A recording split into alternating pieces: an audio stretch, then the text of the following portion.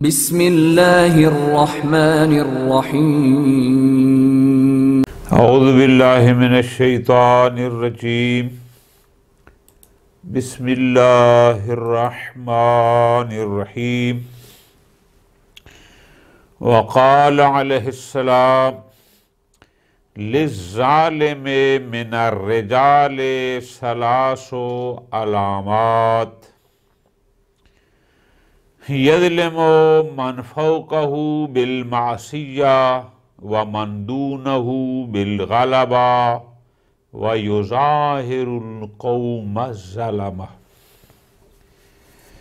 امیر المومنین علیہ السلام اس فرمان مبارک میں ظالم انسان کی علامات کو بیان فرما رہے ہیں کہ کوئی بھی انسان تین لحاظ سے ظالم بن سکتا ہے۔ یہ تین نشانیاں، یہ تین علامتیں، یہ تین صفات جس بندے میں ہوں گی، جس کا کردار ان تین میں سے ہوگا، وہ شخص ظالم ہے۔ کیا علامتیں ہیں؟ پہلی علامت فرماتے ہیں یظلم من فوقہ بالمعصیہ، جو اس سے فوق بالا ہے، باپ بالا تر ہے اس کی نافرمانی، بڑا بھائی بالا تر ہے اس کی نافرمانی، افسر ہے بالا تر ہے اور صحیح کام آپ کو کہتا ہے، نافرمانی۔ اور سب سے بڑا ظالم انسان اس کا نافرمان ہے جو پوری کائنات کا مالک اور خالق ہے۔ اللہ تبارک و تعالی سے بلند ہستی، بلند ذات کوئی نہیں، وہی تمام ازوات کا خالق ہے، وہی تمام ہستیوں جان ہستی کا خالق ہے۔ ہم لوگ غلط سمجھتے ہیں فلاں بڑا ظالم ہے جی، مار پیٹ کرتا ہے۔ صرف مارنا پیٹنا ظلم نہیں ہوتا۔ فلاں بڑا ظالم ہے جی، حق کھا گیا جی، صرف حق کھانا نہیں، اپنے سے بالا کی اطاعت نہ کرنا جس کی کرنی چاہیے، یہ بھی ظلم ہے، اور ایسا بندہ بھی امیر المومنین کی نظر میں ظالم ہے۔ دوسرا، جو اپنے سے مندون ہو، پست کو، جو اس کے زیر دست ہیں، ان پر ظلم کرتا ہے بالغلبہ، تنخواہ نہ دینا،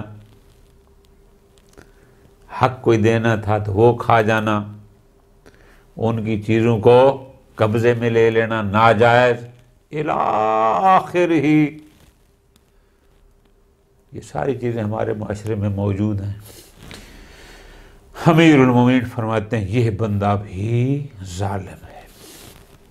اچھا، اپنے سے بالا تر کی نافرمانی نہیں کرتا، جو اپنے سے پست ہیں ان پر ظلم نہیں کرتا، لیکن اس کے باوجود بھی یہ شخص ظالم ہے۔ وہ کون؟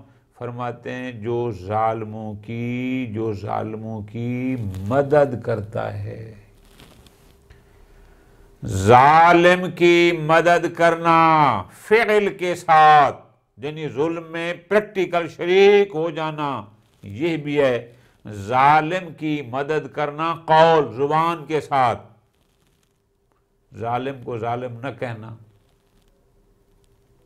یا وہ ظلم کر رہا ہے اور یہ فقط نہ کہے ٹھیک ہے جی زندہ باد ماشاءاللہ بالکل ٹھیک ہے ایسا کرنا چاہیے، الی آخر ہی بہت ساری مثالیں۔ ظالموں کی مدد کرنے والا بھی امیر المومنین کی نظر میں ظالم ہے۔ اور پھر ظالم کا انجام کیا ہے؟ قرآن کی آیات بھری پڑی ہیں کہ اللہ تبارک و تعالیٰ اس ظالم کے بارے میں قرآن مجید میں کیا ارشاد فرما رہا ہے، بہت واضح ہے۔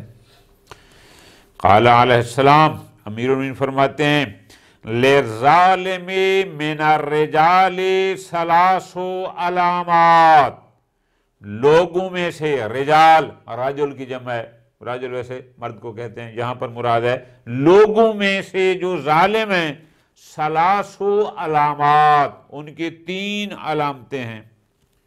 کون سی جی؟ پہلی، یظلم من فوقہ، جو اس کے فوق یعنی جو اس سے بالاتر ہے اس پر ظلم کرتا ہے، بالمعصیت، اس کی نافرمانی کر کے، جس کی اطاعت اس نے کرنی تھی اس کی اطاعت کی بجائے نافرمانی کر کے یہ اپنے سے بالاتر پر ظلم کرتا ہے۔ میں نے آپ کو 1-2 مثالیں دی ہیں، باپ کی اطاعت کرنی تھی، ماں کی اطاعت کرنی تھی، استاد کی اطاعت کرنی تھی، بزرگ کی، الاخر ہی پڑھتے جائیں۔ اللہ تبارک و تعالیٰ کی اطاعت، جس کی اطاعت سب سے بڑی اطاعت ہے، اطاعت کی بجائے نافرمانی کر کے یہ اس پر ظلم کر رہا ہے۔ وَمَن دُونَهُ، اور جو اس سے پست ہیں، جو اس سے نچلے طبقے کے ہیں، اب وہ اس کی اولاد ہو، وہ چاہے اس کے ملازمین ہوں، کچھ بھی ہوں، شاگرد ہوں، کوئی بھی ہو، من دونہ، جو اس سے پست ہیں، ان پر ظلم کرتا ہے، بالغالبات، ان پر غالب آ کر، ان پر مسلط ہو کر ان کی چیزوں کو قبضہ کر لیتا ہے، فلاں فلاں فلاں الاخر ہی، کسی بھی لحاظ سے یہ بھی ظلم ہے۔ وَيُظَاهِرُ الْقَوْمَ ظَلَمًا، اور نشانی کیا ہے؟ ظالم قوم کی مدد کرتا ہے۔ یظاہر مانا یعاون، معاونت کرنا، مدد کرنا، یعنی ظالم لوگوں کی مدد کرتا ہے۔ ظالموں کی مدد کرنے والا بھی ظالم ہے، امیر المومنین کے فرمان میں۔ اور پھر ظالم، قرآن میں آیات بھری پڑی ہیں کہ ظالم پر اللہ تعالیٰ نے لعنت فرمائی ہے۔ وقال علیہ السلام عند تناہی الشدہ تکون الفرج، اس فرمان مبارک میں امیر المومنین علیہ السلام ہمیں مشکلات میں مایوس ہونے سے بچنے کی طرف متوجہ فرما رہے ہیں کہ اگر کوئی پریشانیاں آ گئی ہیں، مشکلات آ گئی ہیں، مصیبتوں میں گھر گئے ہو، تو در حقیقت امیر المومنین یہ فرمانا چاہتے ہیں کہ ایسی صورت میں یہاں پر مایوس نہیں ہونا۔ کیوں مایوس نہیں ہونا مولا؟ اتنی پریشانی ہے، فلاں مشکل ہے، فلاں مشکل ہے، فلاں مشکل ہے، نہ۔ کیوں؟ امیر المومنین فرماتے ہیں عند تناہی الشدہ، جب حالات سختی، شدت کا لفظ معنی ہے سختی، یعنی جب حالات کی سختی تناہی انتہا کو پہنچتی ہے، مشکلات سختیاں جب وہ عروج پر جاتی ہے، انتہا کو پہنچ جاتی ہے، تکون الفرج، فرج یعنی اس کو اردو میں کہیں گے یعنی فراغت، سکون، آرام، کوشادگی، جب سختیاں اپنی انتہا کو پہنچ جاتی ہیں، تکون الفرج، تو اس وقت پھر سہولت ہو جاتی ہے، کشائش یعنی آسانیاں آ جاتی ہیں۔ وَعِنْدَ تَضَايُقِ حَلَقِ الْبَلَاءِ، بلا یعنی وہی مصیبت، حلق یعنی توق، مراد کیا؟ اور جب مصیبت کا توق یا مصیبت کی کڑیاں تنگ ہو جاتی ہیں، یخون الرخاء، تو اس وقت رخا کہتے ہیں، لفظی معنی ہوتا ہے سعت کو، وسعت کو، مراد یہاں کیا ہے؟ جب مصیبت بلاؤں کی توق بلاؤں کی کڑیاں تنگ ہو جاتی ہیں، یکون الرخاء اس وقت راحت اور سکون مل جاتا ہے، حاصل ہو جاتا ہے۔ تو پس امیر المومنین اس میں فرمانا یہ چاہتے ہیں کہ جتنی بھی مشکلات آ جائیں، آپ تمام مشکلات اور سختیوں کا انجام آسائش میں ہے، راحت میں ہے، کبھی کوئی مشکل ہمیشہ نہیں رہتی۔ وقال علیہ السلام لبعض اصحابہ،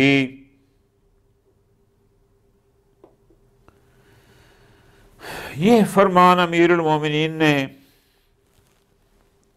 اس وقت کسی اپنے ایک صحابی کو مخاطب بنا کر فرمایا، لیکن جیسے کہ میں نے پہلے بھی کئی دفعہ گزارش کی ہے کہ امیر المومنین کے یہ وعظ و نصاحے، یہ جو کچھ ہمیں کرنے کا فرما رہے ہیں یا نہ کرنے کا اس زمانے میں جو کہہ رہے تھے، یہ اس زمانے کے مخصوص لوگوں کے لیے نہیں ہیں، بلکہ قیامت تک ہر آنے والے انسان کے لیے یہ ہدایت کا پیغام ہے۔ امیر المومنین کی ہدایت کوئی مخصوص طبقے کے لیے نہیں ہے، وہ تو نور ہیں، ان کا کام ہے ہدایت کی روشنی بکھیرنا۔ اب آگے ہمارا کام ہے کہ ہم ان کے اس نور ہدایت سے کتنی ہدایت وصول کر سکتے ہیں۔ اگر نہیں کر سکتے تو وہ ہماری کوتاہی ہے، ہماری غلطی ہے۔ ان کا مینار ہدایت ہر ایک کے لیے ہے، بات یہ ہے کہ ہم نے اس سے کتنی ہدایت لینی ہے۔ بڑے سادہ سے، بہت ہی سادہ الفاظ، بالکل سیدھی سیدھی عبارت، اللہ اکبر، لیکن ہمیں متوجہ فرما رہے ہیں۔ قال علیہ السلام لبعض اصحابہ، اپنے ایک صحابی کو مخاطب کر کے فرماتے ہیں، لا تجعلن، یہ عربی میں جب لا تجعلن آپ نے دیکھا ہے نا، فعل کے ساتھ جب نون آ جائے مشدد کہتے ہیں نون تاکید ثقیلہ، یعنی اس میں تاکید ہوتی ہے۔ لا تجعلن اکثر شغل کا، تو اپنا اکثر شغل، اکثر زیادہ مصروفیات، زیادہ فکر، زیادہ پریشانی ہرگز نہ بنا۔ لا تجعلن، ہرگز نہ بنا، اکثر شغل کا، اپنی زیادہ مشغولیت، زیادہ مصروفیت، زیادہ ہم و غم، زیادہ فکر کس کے لیے؟ بے اہل کا و والد کا، اپنے اہل یعنی اپنے گھر والی، و والد کا، اور اپنی اولاد کے بارے میں۔ یہ تو لفظی ترجمہ ہے، یعنی مراد کیا؟ امیر المومنین یوں ارشاد فرما چاہتے ہیں کہ اپنی اہل و عیال، بیوی بچوں کو اپنا مقصد حیات نہ بناؤ، اپنا زیادہ فکر ان کے بارے میں نہ لگے رہو کہ بیوی بچوں یا بچوں کی زندگی بنانے کے لیے تمہیں اللہ کے احکام بھی یاد نہ رہیں، واجبات کی ادائیگی یاد نہ رہے، محرمات سے بچنا یاد نہ رہے، بس جی جدھر سے پیسہ مل گیا یہ بھی لے لو، یہ بھی لے لو، بچوں کے لیے کرنا ہے، بچوں کے لیے مکان بنانا ہے، بچوں کے لیے گاڑی لینی ہے، بچوں کے لیے حلال حرام کی تمیز ختم، فلاں بیگم کی فرمائش پوری کرنی ہے، فلاں فرمائش پوری کرنی ہے، سب ختم۔ اللہ اکبر، امیر المومنین فرماتے ہیں اپنا اکثر شغل، اکثر مصروفیات، اکثر فکر اپنے اہل و عیال کے لیے نہ کرو۔ کیوں؟ سبحان اللہ، فرماتے ہیں بالکل سادہ الفاظ میں جو ہر بندے کو سمجھ آ جائے، فرماتے ہیں اس لیے فَإِن يَكُ أَهْلُكَ وَوَلَدُكَ، اگر تیرے گھر والی اور تیری اولاد ہے، ان یکو اولیاء اللہ، اگر تو تیرے اہل و عیال اللہ کے دوست ہیں، اولیاء اللہ یعنی اللہ ان کو دوست رکھتے ہیں، ان کا کردار ایسا ہے کہ وہ اللہ کے دوست ہیں۔ فَإِنَّ اللَّهَ لَا يُضِيعُ أَوْلِيَاءَهُ، تو اللہ تبارک و تعالی کبھی بھی اپنے اولیاء کو، اپنے دوستوں کو لا یضیع، ضائع کرنا، برباد کرنا، ان کو چھوڑ دینا، نہ، یہ شان الہی کے خلاف ہے کہ وہ اپنے دوستوں کو ان کے حال پہ چھوڑ دے۔ اگر تیرے اہل و عیال اولیاء اللہ کے دوست ہیں، فَإِنَّ اللَّهَ لَا يُضِيعُ أَوْلِيَاءَهُ، تو اللہ تبارک و تعالی اپنے دوستوں کو ضائع نہیں کرتا۔ مراد کیا؟ یعنی برباد نہیں کرتا، ان کو ان کے حال پہ چھوڑتا نہیں ہے۔ لہذا اس کے دوست ہیں، اللہ ان کا اپنے دوستوں کا خود بندوبست کرے گا۔ وَإِن يَكُونُوا أَعْدَاءَ اللَّهِ، اور اگر تیرے اہل و عیال اللہ کے دشمن ہیں، اللہ کے دشمن ہیں، مولا فرماتے ہیں فَمَا هَمُّكَ وَشُغُلُكَ بِأَعْدَاءِ اللَّهِ، تمہیں کیا پڑی ہے کہ دشمنان خدا کے لیے تو ہر وقت سوچتا رہے اور ان کا ہم و غم تو لے کر رکھ، جبکہ وہ دشمن خدا ہیں۔ تو کیا تیرا کام یہی ہے کہ تو اللہ کے دشمنوں کے لیے ہر وقت مصروف امر رہے اور ہر وقت ان کی فکر میں لگا رہے؟ نہ، مولا فرماتے ہیں ایسا نہیں ہے۔ بس تیرے اہل و عیال اگر اللہ کے دوست ہیں تو اللہ اپنے دوستوں کو کبھی ان کے حال پہ نہیں چھوڑتا، برباد نہیں کرتا، اور اگر وہ دشمن ہے تو پھر تو کیا اللہ کے دشمنوں کے لیے دن رات لگا ہوا ہے؟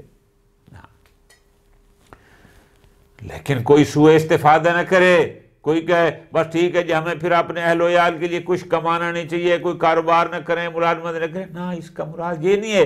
امام نے فرمایا اکثر و شغل، کہ تیرا سارا ہم و غم یہ نہیں ہونا چاہیے، ہاں جتنا تیرے اوپر واجب ہے ان کا نان و نفقے کے لیے کمانا، ان کے لیے بندوبست کرنا، اس حد تک تو واجب ہے، تو نے ضرور کرنا ہے، لیکن یہ نہیں کہ تو ان کی خاطر اللہ کو ناراض کر بیٹھے، بعض اوقات اللہ کے احکام کی خلاف ورزی کر بیٹھے، اس کی اجازت نہیں ہے۔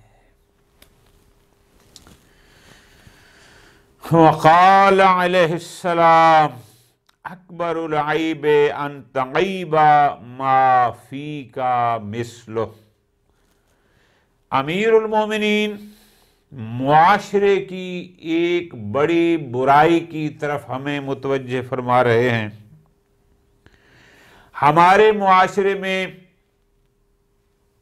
روش یہ چل پڑی ہے کہ ہمارا ہم و غم دوسروں کے عیوب پر نظر رکھنا ہوتا ہے اور اس کی غلطیوں کو ہر وقت اپنے سامنے رکھنا ہے، اس نے یہ غلط کیا، اس نے یہ غلط کیا، اس میں یہ عیب ہے، اس نے یہ ہے، اپنی ذات کی طرف کبھی متوجہ نہیں ہوئے۔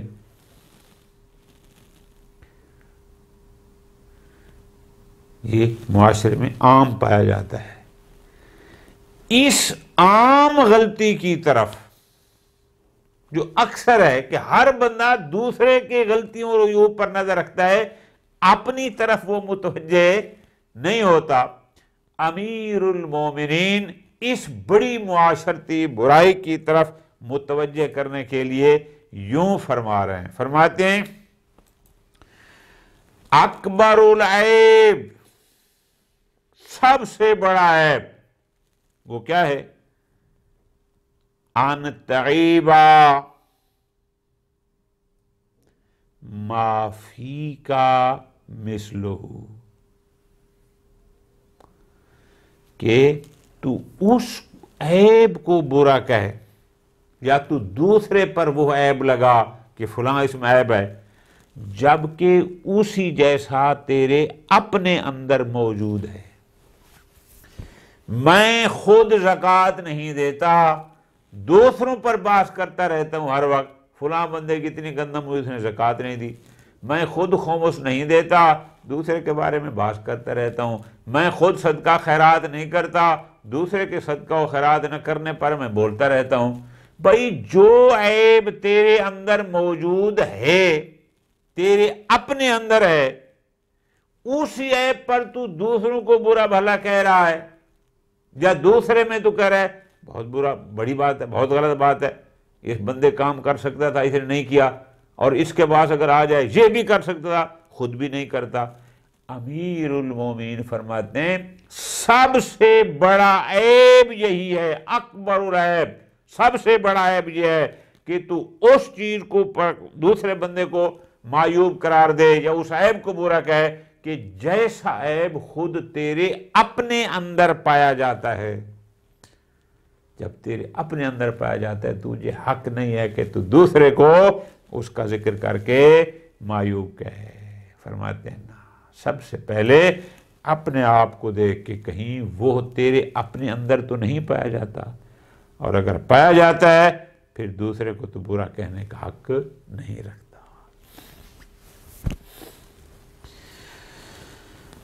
حنّا بحضرتہ علیہ السلام رجلا بغلام ولد لہ۔ امیر المومنین کے فرمودات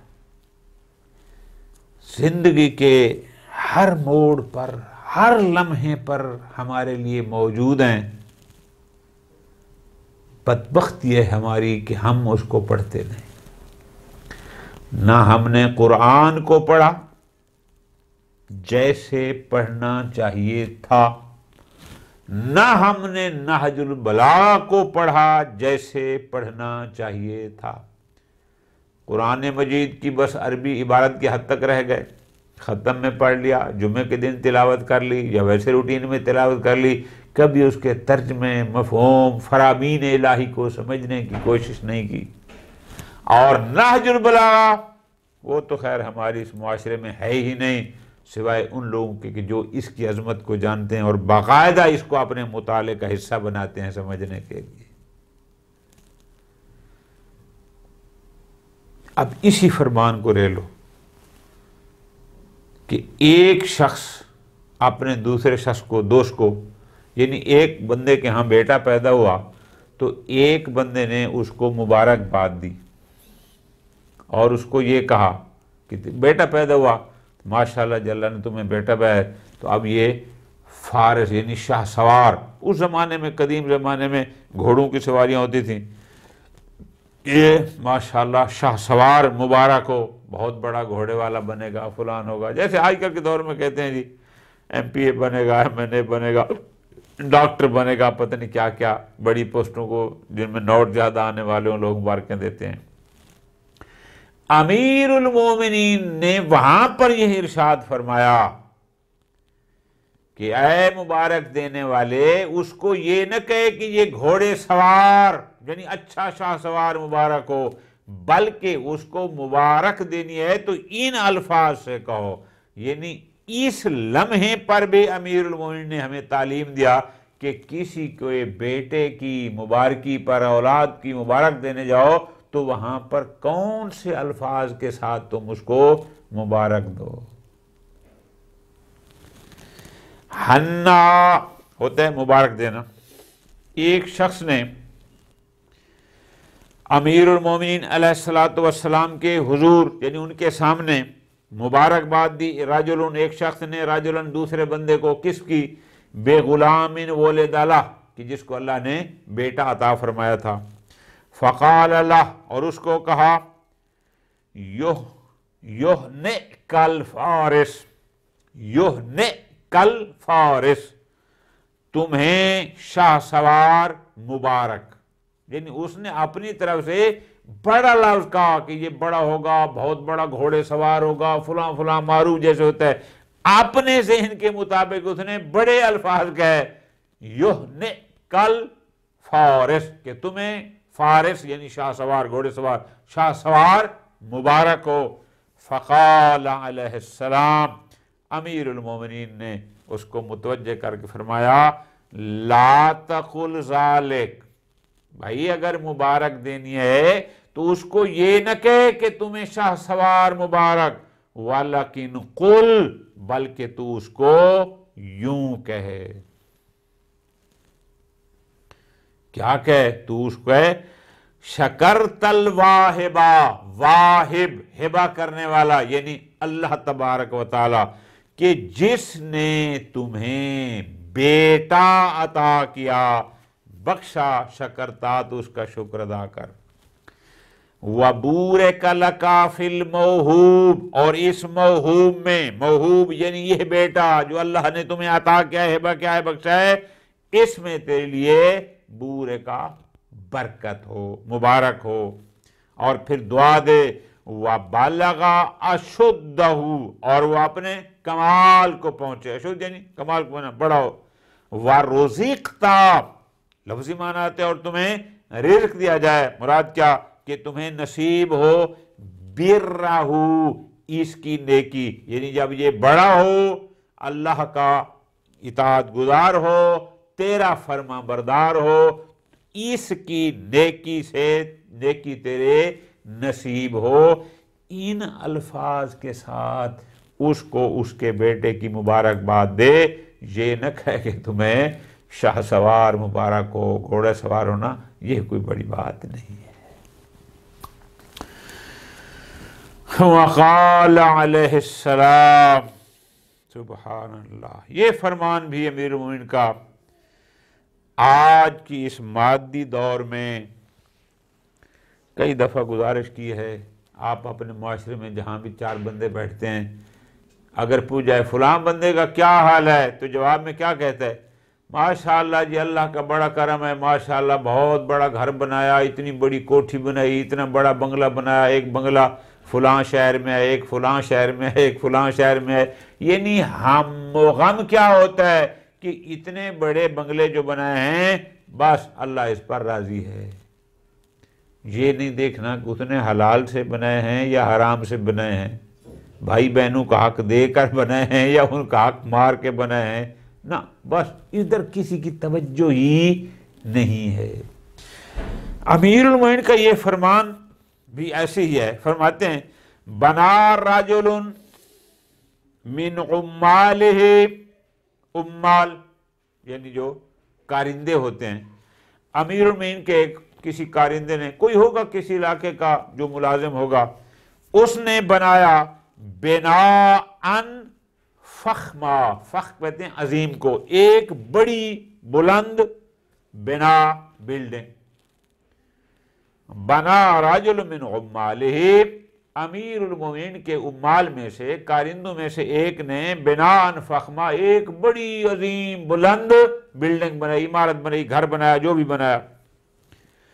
فقال علیہ السلام، امیر المومنین نے اس کو متوجہ کر کے فرمایا، لفظوں پہ غور، امام فرما رہے ہیں اطلعت الورق رؤوسها، اس کو پڑھنا ہے وارق، ورق نہیں پڑھنا، ورق اور ہوتا ہے، ورق ہوتا ہے پتہ، یہ ہے وارق، واو پر زبر اور را پر کسرہ، وارق.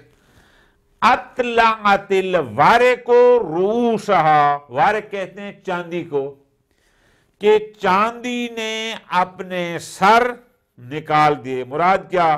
اطلع، طلوع کرنا، نکلنا، لغوی معنی ہے لیکن ہم نے مرادی معنی رہا ہے.